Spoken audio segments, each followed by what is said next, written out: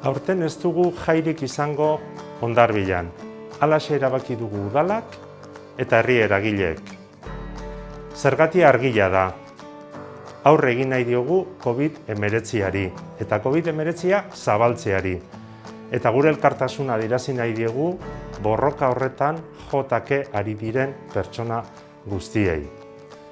Beraz, nire osasunagatik, zure osasunagatik eta denen osasunagatik aurten ez dugu jai ekitaldirik egingo. Aurten iraileko lehenengo egun hauek bereziak izango dira Hondarribiarrontzat. Lagunekin eta familiarekin elkartzerakoan arduratsu jokatu, mantendu distantziak eta erabili maskarilla. Este año toca vivir las fiestas de una manera diferente.